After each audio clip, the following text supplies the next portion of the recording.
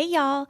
Welcome to the Reckless Optimist podcast. My name is Megan. I'm a family nurse practitioner with a deep passion for mental health.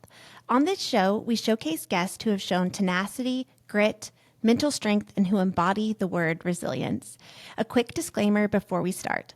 This show is not a substitute for mental diagnosis or treatment.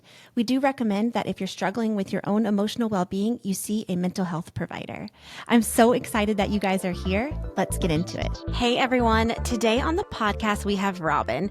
Robyn is a good friend of mine. I met her at Sober Summer Camp 3 years ago. She is an awesome person. She tells her story tonight. It does involve some emotional abuse, toxic relationships, codependency. She's very vulnerable in sharing her story, and I'm super proud of her for coming on because she is an introvert through and through and was very nervous, but ultimately found a lot of courage in telling her story, as most people do when they come on the show. So I'm so excited for you guys to hear her story tonight. Let's get into it. Hey, everyone. Help me welcome Robyn to the podcast. Hey. I'm so excited that you're here. I know before we hopped on, you said you were nervous, but I know you're going to do a great job, and it's an honor to have you on my show. Thank you. I'm happy to be here. Yes, me and you know each other through Recovery Elevator, which is my home-based sobriety group. And I believe we were talking before we jumped on. I think I met you 3 years ago, 2022. Yes. Yep, that's right. I remember meeting you in Bozeman back then. Yes, at the recovery retreat. And we've done, I think, 3 of those retreats now. Yep, we're going on our 4th. Mm-hmm. So I'm excited. I'll see you in August in Montana this year. Yes. I can't wait. I'm so excited. I look forward to that trip every year. We've talked about this on the show before, but it's their flagship retreat that they do in August every year. And it's like adult summer camp. We do all of the camp activities, but then have these like amazing moments in between of breath work and therapy and group sessions and just healing. It's such a great blend of everything and just getting to hang out with like 100 of your best friends that maybe you just met. This is my 5th one, so I'm super excited to be part of it again too. Somebody was asking me, like one of my non-sober friends, she was like, well, what's it like? And the best way I could describe it, I was like, imagine going down at 6 a.m. and sitting down next to a stranger and having, like at the cafeteria, and having the most in-depth, deep conversation about your deepest, darkest secrets in 10, 20 minutes, and then you're best friends for life. That's what summer camp is like. Exactly. Yes, ma'am. Yes. And it's such a beautiful setting there. I mean, Montana is so beautiful, so gorgeous. The air, I wish I could just like bottle up that air and take it home. Yes, because coming back to the South, which I know you're in Georgia, I'm in South Carolina. So yeah, it's always tough coming back home. Yeah, it's like thick right now in June here. So we are going to start our episode out with a quote like we do each time. And I love this quote I picked for your episode because it's also how we know each other. Me and you did a mindfulness course with Patrick 2 or 3 years ago. And the book that we were required to read was called Peace is Every Step. And I'm going to butcher this prophet's name, but this Buddhist teacher, Thich Nhat Hanh. Am I saying it right? I think that's pretty close. Okay, it's about as close as I'm going to get. The quote goes, peace is present right here and now, in ourselves and in everything we do and see. Every breath we take, every step we take can be filled with peace, joy, and serenity. The question is whether or not we are in touch with it.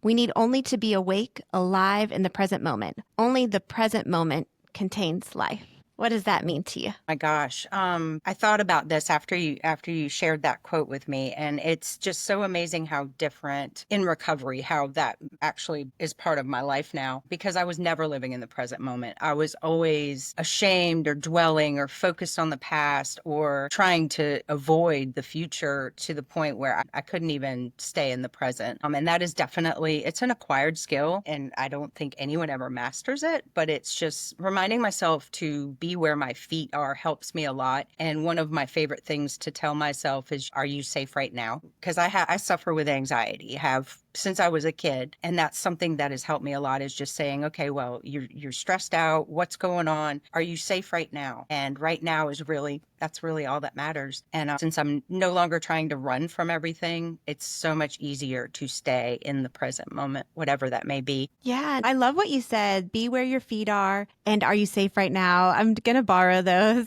because I think those are really unique ways to pull yourself back to the present. You know, it's so hard to do. We're so constantly distracted distracted in life.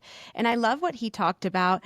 I don't know if you remember from the book, but the tangerine meditation that he talked about, I thought that was so cool. Just like holding a tangerine or any fruit or anything and savoring the experience of looking at the tangerine, feeling it, eating it slowly, enjoying all of the flavors. Because we do things so quickly, especially here in America. I mean, I just got back from a trip to New York City and I was like, OMG, everyone is in such a rush to get everywhere. Everyone's walking around on their phones. No one is living in the present moment. And that's what this book is such a good reminder of. And that quote, it means a lot to me too, kind of to take it back to the alcohol use disorder. Also, this quote just kind of brings up the whole relationship between like compassion and kindness. And, I was not compassionate to myself when I was dealing with my alcohol use disorder. And I love how he talks about how compassion is not just a feeling, it's an action too.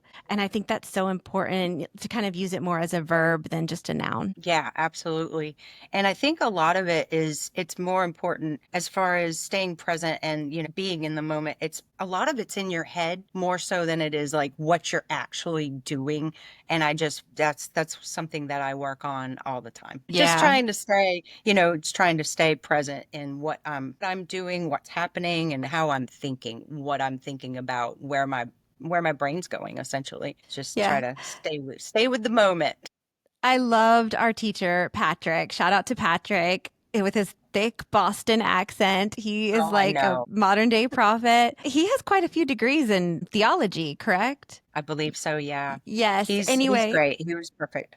he was so good. But my favorite, he made us do homework. And do you remember one of our homework assignments was every morning you have to wake up and smile for 30 seconds? Yes. Yes, that was the Okay. first thing you're supposed to do is breathe in. I breathe in, I smile. Yes. Yes, that's what he would say. Yeah. I love I still that think because about that from time to time because, a lot of times in the morning, that's not exactly the first thing you want to do. no, not at all. But that was a way to pull yourself back to the present. Other ways are, physical exercise, strenuous exercise, conscious breathing, breath work. I mean, meditation, mindfulness, prayer, all of those things can bring us back. So I love Patrick. I miss him. I hope he comes back to summer camp soon. He would teach Oh, all that of would be our great. meditation classes. So we are going to get into your story. I have never heard you tell your story. I think when we do our little group sessions at camp, we've never been in the same group. So Nope. I am honored and excited to hear your story. So wherever you feel comfortable, just take us back. Sure. Well, I grew up in Maine. That was where I was born and raised until I was probably about 16. I wasn't very a very active kid, but I was very awkward, had trouble making friends. I was very shy, very quiet. I got pigeonholed a lot because I was so smart, and that was like the struggle I had was everyone assumed, "Oh, well, you must just sit at home and study all the time." So I just became more and more withdrawn. I didn't hang out with popular kids, didn't really want to be. So I was always somebody that kind of had one or two friends. In the summers, I spent my summers riding horseback with my grandmother. So that was a big part of my life growing up too. And, all little girls love horses. So that was a big part of my life. I think I was always struggling to like find my place and, feel accepted. My parents divorced when I was young, and then my mom remarried when she started seeing him when I was 7, and they got married when I was 12. And it was really difficult for me because, of course, I miss my dad. And then I felt like my mom was getting taken away from me. I had an older brother, but like 5 years older. So we weren't really close. And just, I wasn't happy where I was because in school, if you didn't play sports and if you weren't one of the popular kids, you were nobody. You were nothing. So all I ever wanted to do was rebel against that smart girl, that smart kid image. I mean, that's all you do is study. So I always wanted to rebel, and I didn't know how I was going to do that because I didn't really have a lot of friends. But then my grandmother, she was getting older and she had horses, lived by herself. She got tired of falling on the ice, so decided that she wanted to move to South Carolina where she had some friends that wintered here, and she wanted to move here permanently. And my stepdad, he had just lost his job and had gotten, I guess, some kind of inheritance to where we could afford to move. So my mom told my grandmother, "Okay, let's all go." let's go. Most kids would not want to do this at age 16, but I was so excited. I was like, this is my chance to reinvent myself, be who I want to be. Nobody's going to know me. Nobody has a clue. So we moved down here right before my senior year of high school, which is a really complicated time to move and kind of uproot yourself. But life was different. And of course, I discovered friends and alcohol and all of that great stuff. And I went kind of crazy right in the beginning. It took a few months. And by the time I graduated, I had made some friends that had some older friends that did all kinds of different drugs and alcohol and stuff. So I tried everything. My mom wanted me to go to college. I ended up trying to not go to college. And pretty much I ended up dropping out of college because I met a guy and he was in a lot of trouble and wanted me to marry him. This was when I was 18. So this was my first kind of run-in with somebody with alcohol use disorder. And, I didn't realize it at the time. I was young and you never really had a boyfriend or anything growing up, never, so at this point I'm just going crazy. I'm party girl. And I agreed to do it because I really cared about the guy. And I thought, okay, well, I'll marry you because he wanted to look good in court was his excuse. The day that we got married, he punched me in the face and told me, I just want you to know what you're getting into. So that was just kind of the start of very dysfunctional, toxic relationships, which of course, he drank a lot. So I started drinking a lot. It wasn't that I enjoyed it. It was just what we did. And so that relationship was a really bad, that's bad for your first one, honestly. And so we weren't together very long, thank goodness. And once I left him, I ended up in a great relationship that lasted about 5 years. It was the person I thought I was going to be with for the rest of my life. Yeah, it was my next door neighbor I ended up being with. And that's kind of a trend in my life is jumping into another relationship right away or finding someone to basically save me from the bad relationship I'm in. So yes, it was a totally different thing. And I consider him my first love. Like he and I kind of grew up together at this time. I'm 19, he's 21. And we had a lot of fun together and we were really good for each other until as time went on, we kind of started to grow apart as happen in those young relationships, I think, for a lot of people. And we had ended up moving about an hour away, another opportunity for me to reinvent myself. And we both worked in the same company together, which was kind of awkward sometimes, but I tend to have that happen, as you'll hear as I keep going. But I worked in an industry that was a lot of men. And that's also kind of part of my story is, once we split up, he ended up deciding to break up with me after we relocated to an area where I didn't really know anybody except for the people I worked with. He decided to leave me for his high school sweetheart. And his idea for what I should do when we split up was, well, you should just move back home with your mom. And I was like, I'm 25 years old. I am not doing that. I don't know what I'm going to do, but I'm going to prove to you that that's not part of the plan. I can take care of this. I'll be fine. And at the time, obviously I was very hurt. I didn't even really have a lot of emotional maturity because literally I was still a kid, but I was one of those kids where everyone was like, oh, you're so mature for your age. And what I'm kind of learning now that I'm older is that those people, the people that are referred to is just because that was their way of coping with other things that were going on in their life, which at the time, if you'd asked me, how was your childhood? I would have told you it was great. But I'm learning now that I was kind of neglected and spent a lot of time by myself inside my head, presented myself as mature because I raised myself essentially. What I'd witnessed is people, they grow up, they get married, they have kids, all that stuff. So I just assumed that's the kind of the way it was supposed to go for us, which obviously I'd already had a divorce and been in a relationship that we were actually talking about getting married. But then that broke up after 5 years. And here I am, 25, never really had a childhood, didn't really even have the proper teenage time or growing up. And I'm in a city where literally it's a college town. I work with nothing but men that drink.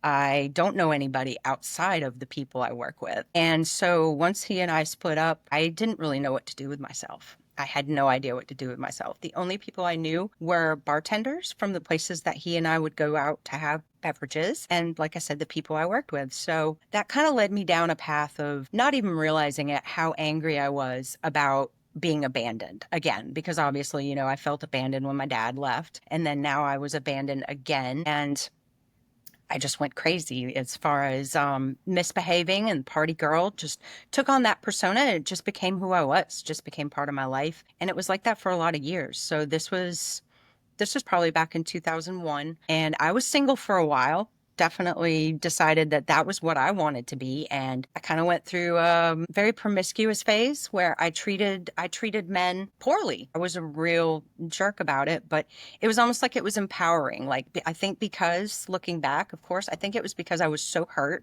by the end of my relationship that that's how I decided to take it out on other people. And of course, at this point in time, I ended up starting doing harder drugs. I had a cocaine problem for quite a few years. I ended up meeting another guy and we got together.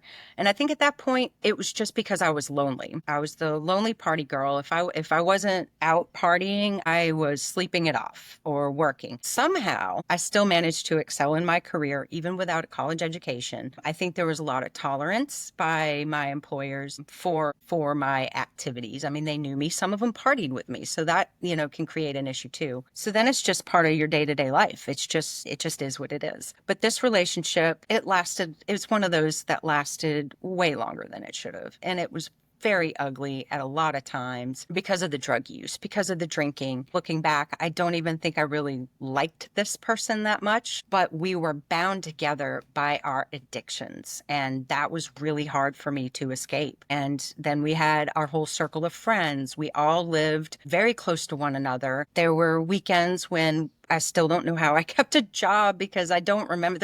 There's 2 years of my life that were just consumed by my addictions. And there was one point, probably about 3 years into it, where he and I were kind of trying to separate. We were just so toxic. And I was having a moment where I was like, maybe I need to do something about this drinking. I didn't think anything else was a problem. I could take or leave everything else, so I thought. And I decided one day I had taken the day off of work, so I was going to go to an AA meeting because that's all there was. Okay, I guess I'll go to that church and see. So, and I talked to my mom a lot. Me and my mom are really close. My mom knew everything about me. I don't know how she didn't come up here and slap the shit out of me, but she was very supportive of every choice, even the ones she disagreed with.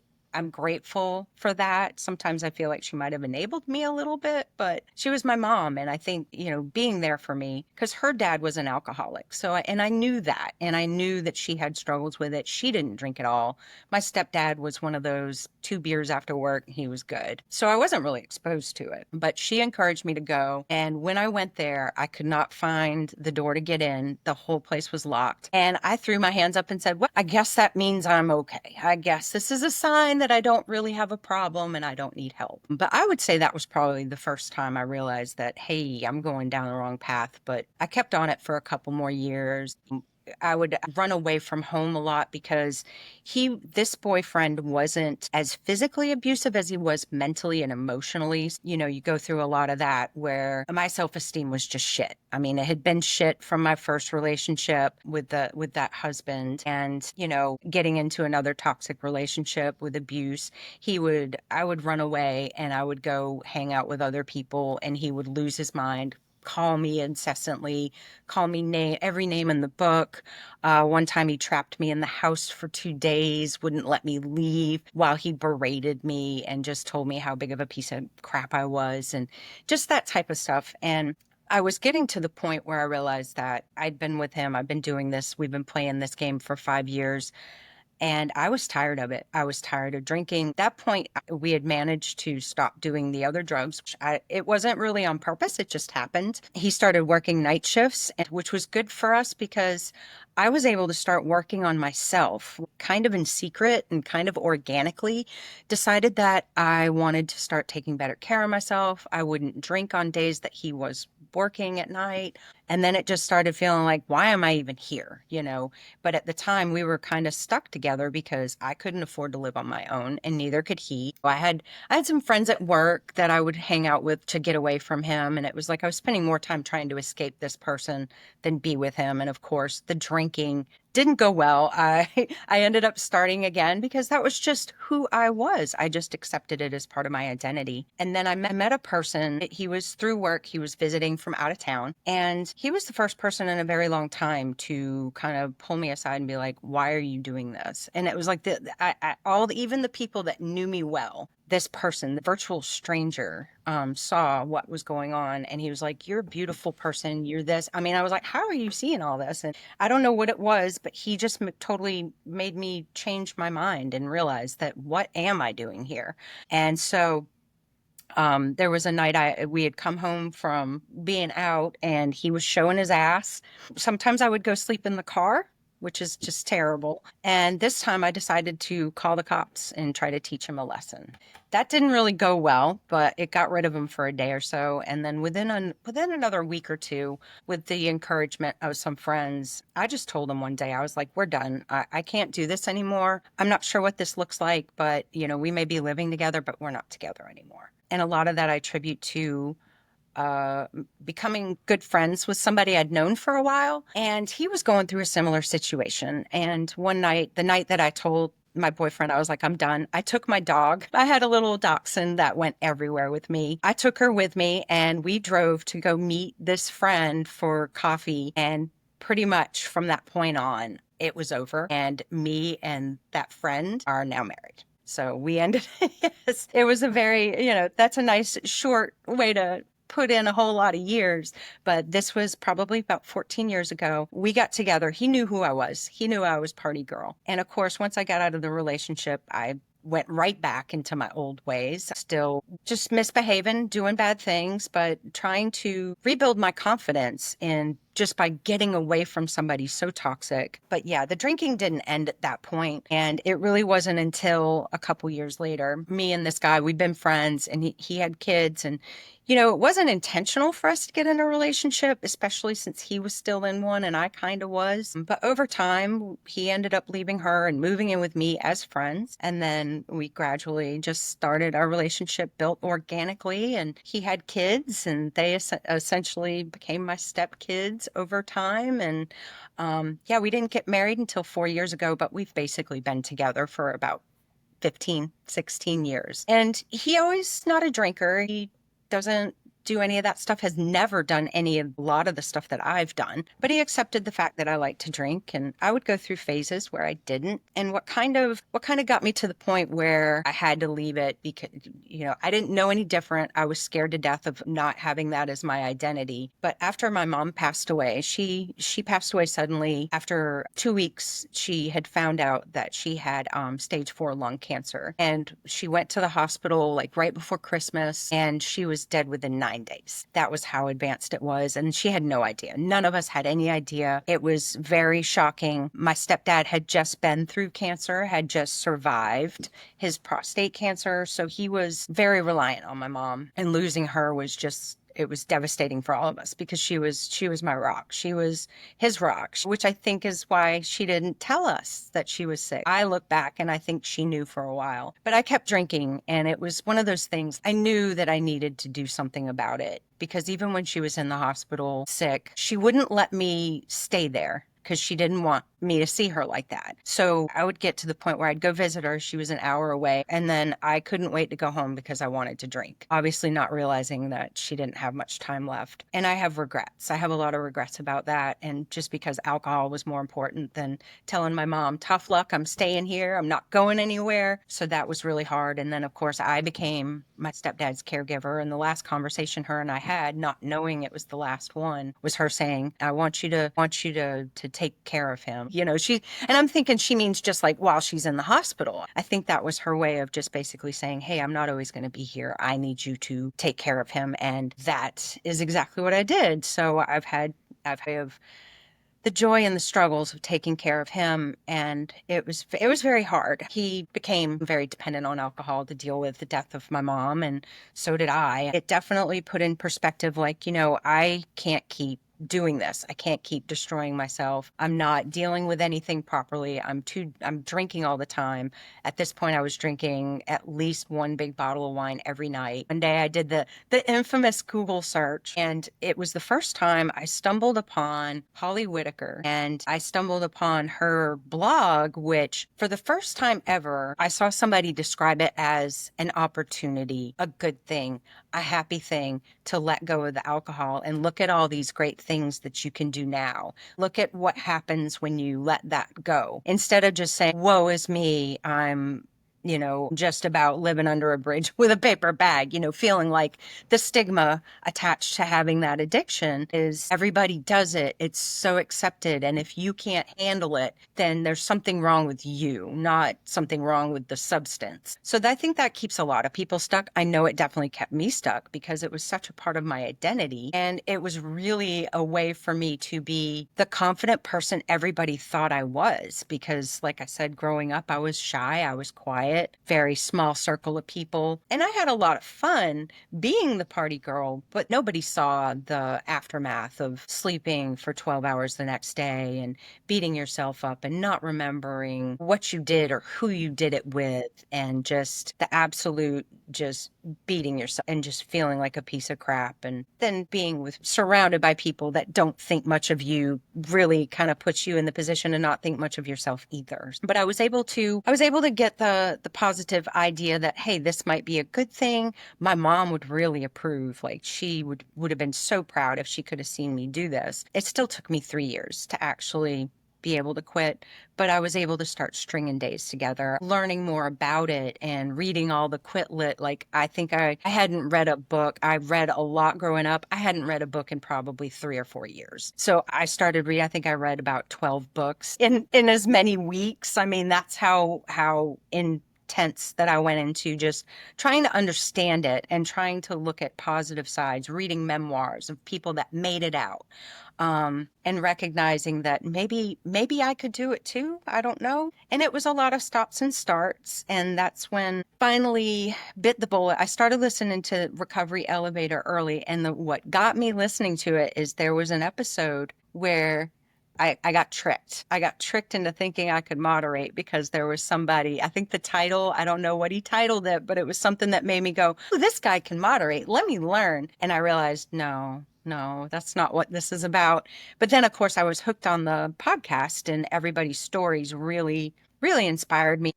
And I learned a lot. Everybody's got so many insights, whether they have 5 years, 6 years, 2 months, 2 days, and some of the people with the early days, and then looking forward to what some of the people with long-term sobriety have. And of course, I listened to all kinds of podcasts, but that was my favorite. And I eventually joined Cafe RE, and that was when I was able to finally make 6 months was the longest I had made it. And then I went back out. I was like, I'm just going to take a month off from recovery and then I'll go back.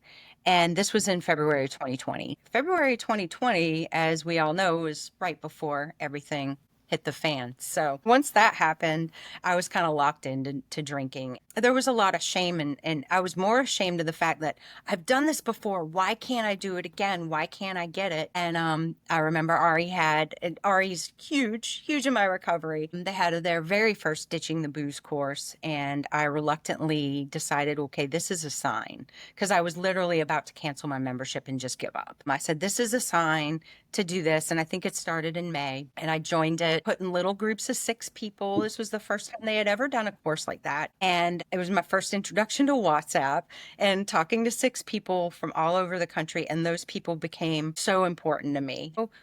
They became so special to me, and I finally learned the art of asking for help and being comfortable enough to ask for help. And then, of course, I started going to more chats and learning how to talk in these little squares, which is still hard for me, but it was very important in my sobriety. And at this point, I'm about to celebrate 5 years. I have zero interest in drinking. I'm so grateful. A lot of great things have happened since then, but I think, without breaking it all down. But I think one of the greatest things that happened was me just learning to be comfortable in my own skin, me learning how to slow down. And like we talked about with that quote, is just to be present and, just having more control over how I approach things and think about things and not constantly reacting and just actually taking time to think. That's the biggest gift for me. You tell your story beautifully. Oh, there's so many components there. I love what you said about Holly Whitaker. She is part of my story as well. I found her blog. I loved her podcast that she had with Laura McCowan Home. Did you listen to Yes. that? So Yes, I good. did. Yep. Such a It good was great. podcast. And her book, Quit Like a Woman, I still quote it to this day. My favorite line from that book is addiction is an experience, not an identity. Think about that all the time. I Yeah. absolutely love her work. I joined her group as well. And yeah, I mean, similar to you, listening to the Recovery Elevator podcast helped me get sober as well. I think hearing those stories and finding hope in those stories, it's the whole reason I'm doing this now, to give back in Yeah. that way, whatever little way I can give back. So I have some questions for you about your story. Thank you for sharing all of that, though, all of the parts of it, the vulnerable parts. I can definitely track with what you're saying about the toxic relationships. I've been in a few of those myself. And I thought it was interesting what you had talked about with the self esteem, because those relationships destroy your self esteem. I mean, you have nothing left after you're in a relationship with someone that one physically abuses you, but it's almost the emotional abuse is worse. It can be worse in I some agree. ways. It hurts worse, but you don't see it. You can't physically see the pain of the emotional abuse, but it stays in your cells of your body? It does. It really does. And I also want to add this about, my husband who I'm with now. He has been such a godsend to me as far as helping me heal from all of that. He's just one of those people that has a natural gift of, like, he could be a therapist. He would never want to be, but he's really good at it. He helped me a lot get through that because, like you said, yeah, physical abuse is bad. It hurts. It leaves you with, a little bit of fear. I don't like people coming up behind me, but the emotional and mental abuse, it doesn't go away just like that. It's taking years to unravel it. So I just wanted to give him credit where it was due. He's helped me a lot. He understands everything I've gone through, has never judged me, not once. And that goes such a long way. I'm grateful. He sounds like an amazing man. Tell him I said hi and that I love him I too. will. And I'm so glad that you guys met. I mean, that kind of love is transformative. When you're young and you're in those relationships, I mean, your first relationship, when you were 18, like to go through those formative years with someone that's just tearing you apart. Yeah, I mean, it wrecks you. So to now have someone that loves you in this way, I mean, I think when you're young, you don't realize that that's not normal. You think, oh, well, Right. every man is like this, every relationship, this is totally what it's like. And then you meet someone like you've met your husband and you realize, oh, this is what it's supposed to be like, Yeah, you know? exactly. Exactly. Yeah, I wanted to ask you, what was your biggest fear about getting sober? I know you had mentioned, you were worried about your loss of identity. Kind of tell us a little bit about what you were scared about sobriety. I was definitely scared of losing the coping mechanism because it was a way for me to shut down all of it worked until it didn't sort of thing. But I was able to just let it all go. The anxiety that I deal with on a daily basis, just existing, it seemed to help with that. I was worried about social functions, dealing with people that drink and being uncomfortable in that situation. I feel kind of fortunate that I quit in 2020 because the first 6 months or so, you really couldn't do much. So I think that was a great advantage to doing it is that it was easier to say, no, not going anywhere, social distancing. So that helped a lot. My first time going to a family vacation and everybody was drinking, I had to really tap into my tools. I journal a lot. That is a huge part of my recovery. And in fact, I journaled before I got on here just to kind of straighten myself out. But yeah, I was really it was mostly the social thing and the escape from my own brain, not necessarily anything in life, because that was the irony of it all is that when I finally addressed the problem, it was when my life was going good. It was almost like everything that was chaos in my life, like I'd just gotten a raise at my job. I mean, things were going great, in a great relationship, got two kids that think the world of me, just all of that. And I think that was why I was able to finally see, hey, this is the only thing that's wrong now. But oh my God, I've been drinking since I was 16. I don't know if I can do this because that was just part of who I was. So yeah, that was my biggest fear, is just losing the coping mechanism, because Mhm. I didn't really have any tools at the time to deal with me, basically deal with Yeah. me. When you've been through the trauma that you've been through, it's an easy way of escapism, right? Because if you're not drinking, if you're not escaping, all of those thoughts come flooding back into your brain. So it's not And they uncommon. just swirl. Yeah. Mm. And that's kind of where I was saying, like, before recovery, I was just spending so much time dwelling on the past or fearing the future, not wanting to think about it. And then there were a lot of times where I couldn't think about the future because I'm just trying to make it through this day without getting yelled at for putting your toothbrush in the wrong spot, stupid stuff.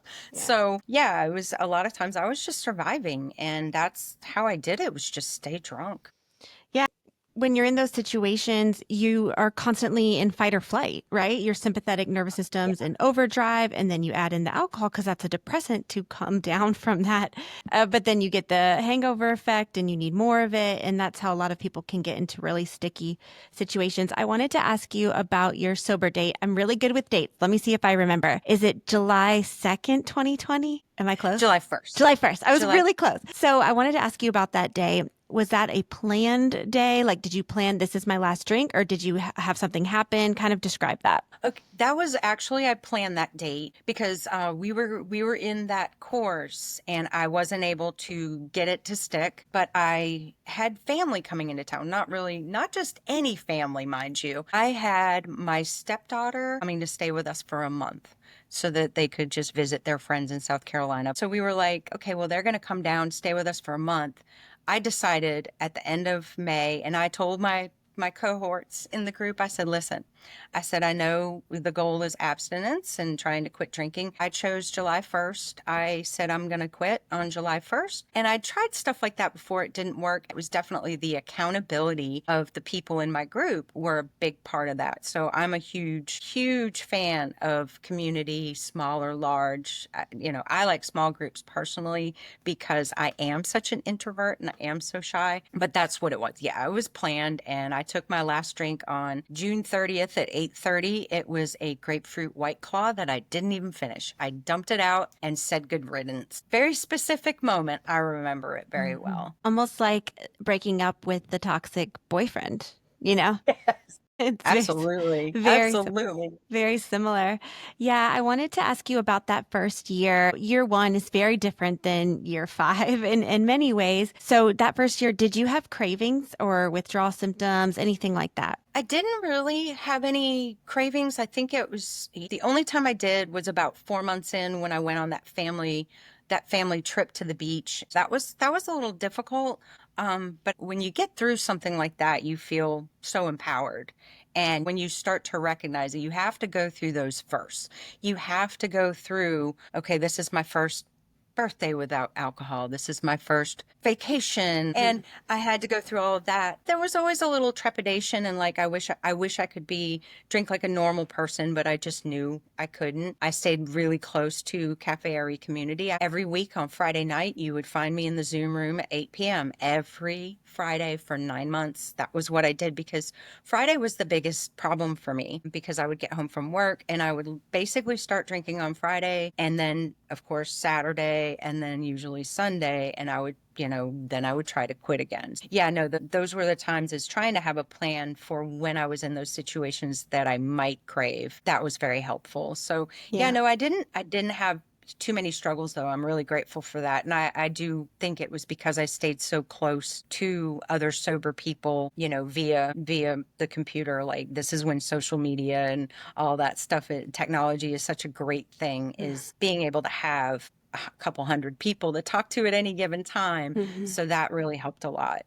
I loved what you said about doing each thing for the first time sober, like your first wedding, your first birthday. I remember feeling like every time I did one of those things, I was leveling up, like in a video game, like Yes. getting a little coin. Because I remember going on to a beach trip similar to you and how hard that was to go through it, just because everyone drinks at the beach. It's just what you do, right? And to do it with family and friends. So getting through that weekend sober and then getting through my first sober concert, getting through my first sober birthday. And each time you build that sober muscle, you get a little stronger, a little stronger. You're leveling up in the video game. Yep. And, by the time you know it, it's not even a blink of an eye to go through those events without drinking. Yeah, yeah, no, definitely. And I discovered I still haven't figured out all my hobbies, what I like to do.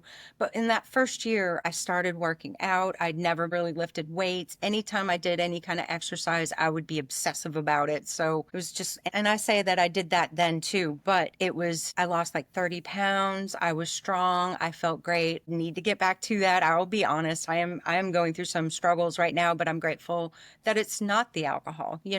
That right there is just knowing that when I feel like, why can't I figure this out or why can't I figure that out, I just remember, I got rid of one of the worst things for me. And so I try to ground myself by thinking about how, you did that, you can do this, you just have to be ready for whatever it may be, XYZ. But yeah, that was a big part of my story too, was getting back into fitness. And that felt amazing because I'd never been in that type of shape or feeling that good about myself physically. I've always had issues with body identity on top of just self-esteem in general. So yeah, I've definitely, even though I'm not where I want to be right now, I'm comfortable in my own skin just because I've been through all of that. I know what I'm capable of. That feels really good. And meditation has been very important to me. That's something that has changed my life too. Like I was saying when we were talking before, is now I have a lot more compassion and I can be more present for other people now. And something that happened last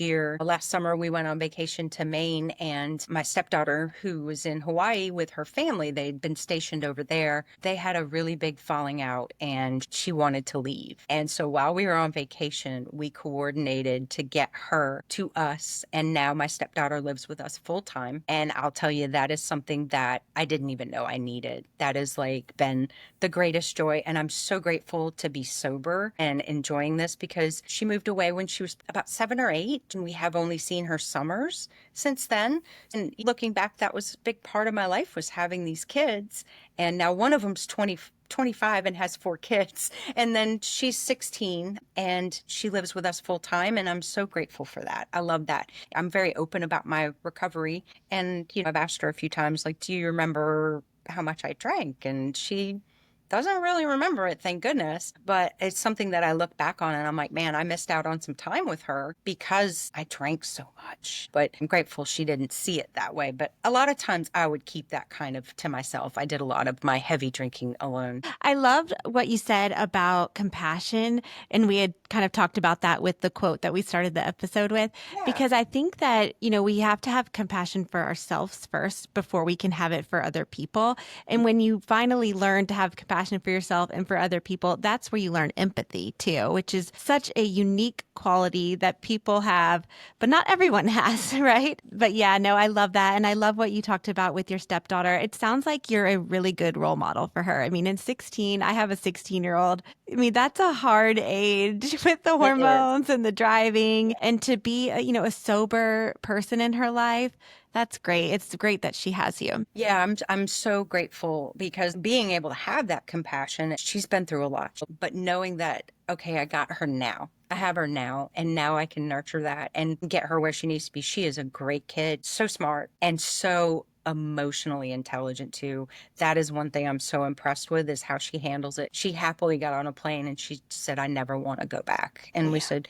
you don't ever have to. That's awesome. I mean, you gave her a whole new life, like Yeah. what a gift to give someone. Yeah, yeah. I'm so grateful for it. I mean, really. Yeah, that's awesome. I can't thank you enough for sharing your story. I know you said you were nervous, but you did amazing. You did such a Thank good you. job sharing everything and all the parts of your story. So we have made it to our lightning round of our show. I ask the same 5 questions to every guest. So the first question is, you're given 3 options and you have to pick one. Would you shark dive, bungee jump, or skydive? Oh my gosh. I think I would have to go with the bungee jump. Okay. Have you done any of these? Nope. Okay. Bungee Nope. is what And you're they all picking. scare the crap out of me. Yeah. It's so funny because bungee jumping sounds the scariest to me. That'd be the last one I'd Really? pick. I don't know. I think the only reason that I would be comfortable with that is because I would be attached to Hmm. something and eventually, somebody would have to pull it and get me off of it. That's The true. skydiving, I used to think I wanted to go skydiving, but yeah, now it really scares me and I don't want to jump out of a perfectly good airplane. So, Number two, you're in a simulation. Every time you walk into a room, the same song plays. What's your song? oh my gosh, I should have practiced these. Some meditation music, a sound bath. That's fine. Three, what is your favorite Disney movie? Favorite. I think Tangled was a Disney movie, wasn't it? Love. I remember watching that a lot with my stepdaughter when she was little, and I actually enjoyed it. It was one I didn't mind watching on repeat, oddly enough. I So we'll loved go it. with that one. I had a crush on Flynn Rider. He was cute. He was kind of a baddie too.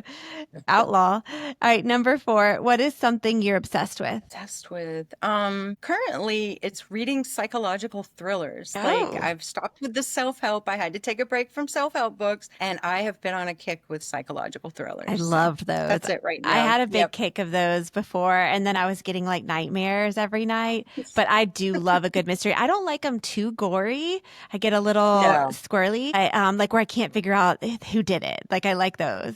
Mhm. Yep. Yay. Okay, number five. What does freedom mean to you? Freedom to me, being able to do what you want to do without regrets. Being confident is freedom, being confident in yourself and your decisions. And yeah, that's definitely something I feel a lot more free. And not being controlled by a substance is definitely freedom too.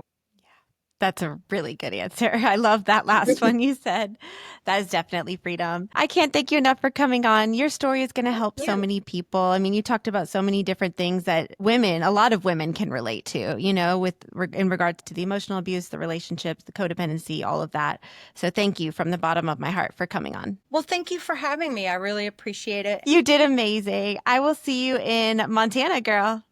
Yes, I'm so excited. All right. Bye. Bye.